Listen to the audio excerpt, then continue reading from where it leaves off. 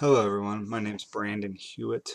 I'm going to try to do this the best I can. I've never done a live video, so I actually wrote this response to John Winthrop's City of Women. So I'm going to read it, bear with me. I'll try to do the best I can here. Um, so basically, American history textbooks often use the story of Anne Hutchinson's trial and banishment as evidence of gender domination of women in Puritan Massachusetts. Um, These books tell us that John Winthrop ruled with an iron hand, um, that religion endorsed female subjection, and that Hutchinson's judges, in the end, were almost as outraged by her masculine behavior um, as by her religious beliefs. Um, it's hard to find another time or place in American history where the theological speculations of a housewife could carry such political weight. Far from endorsing female subjection, the Puritan movement initially encouraged female assertiveness, not by overt questioning of social norms, but by nurturing lay engagement and religious discourse. Women were regarded at the time as childbearers, sexual partners, passionate believers, good housekeepers, and fragile sinners. Puritan women both challenged and defined the boundaries of this and of appropriate behavior. Although some, and actually most, succumbed to doubt and despair, there were a few that used the demanding doctrines of Reformation to refigure their lives. Speaking their minds, they provoked a conservative leadership to limit the possibilities of religious and political expression. Um, John Winthrop, um, personal journal, gave America its first dissenting woman. It includes not only the famous story of a Connecticut wife who went mad from too much reading, but also pious accounts of a housewife who gave thanks for a fire that destroyed her linen, which is odd. Also of a widow who founded her own plantation, and of an aggrieved boarding housekeeper who challenged the wealthiest merchant in Boston over ownership of a sow. Also very odd. His journal also recorded Indian wars, but its most chilling stories are of violence perpetrated by Englishmen against women and girls.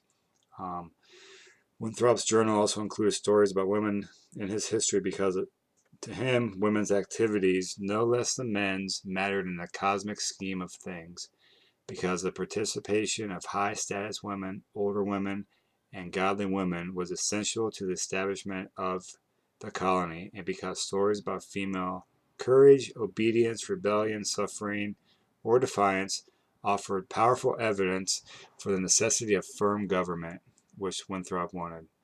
Um, it portrayed a world considered to be less patriarchal than secondary accounts might lead us to believe, not because Winthrop himself had any doubts about the duty of women to submit to male authority, but because so many women and men seemed willing to challenge him on it. Winthrop may have disliked, even feared strong women, but he could not ignore them, nor could he overlook the behavior of men who abused or abandoned these dependent on their care.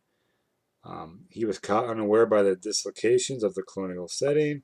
He inadvertently exposed the power of his adversaries. Seeking provincial meaning in ordinary events, he built lasting significance into the seemingly small scale actions of a few thousand colonists in early New England. According to law at that time, women were civilly dead, basically, subject to authority of husbands and fathers. Yet the reality of daily life and the opportunities of a new world constantly undercut formal authority. Innocent gatherings of women became politically dangerous. Would-be rulers succumbed to enticements of female dissenters. Wife would become both a model for liberty and submission.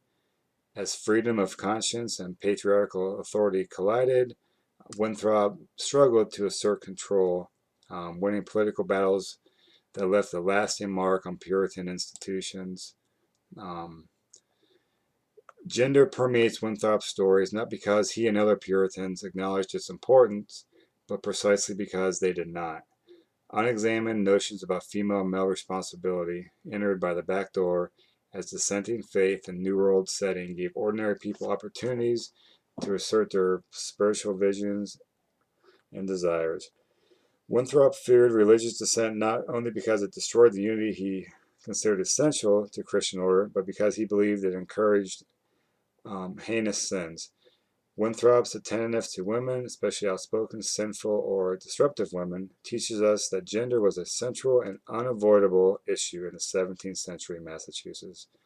Um, Unsettled by the social implications of religious doctrine and by the sinfulness of his neighbors, Winthrop embraced a religious and political order that balanced lay authority and institutional constraints. Before assuming that all Puritans held Winthrop's views, however, we must pay more attention to the divisions and arguments that animated the social and intellectual history of the period. No single Puritan attitude toward women existed, as Winthrop's own accounts make clear. His version of the past has survived not only because he was among the winners in the struggle for religious orthodoxy, but because his stories are vivid, detailed, and filled with drama. Winthrop did not need, to enlarge the moral of his story. One of many providences that shaped the lives of women and men in nearly New England, it conveys an obvious meaning for 20th century scholars interested in Puritan concepts of gender. Husbands were responsible for the welfare of their families, had the power to lead, to admonish, and to command their wives, but they did not have the power to save them. As we know, only God could do that. The history of early Massachusetts is not only a story about powerful men and assertive women, it is a story about seemingly accidental events and the persons who gave them meaning. Thank you.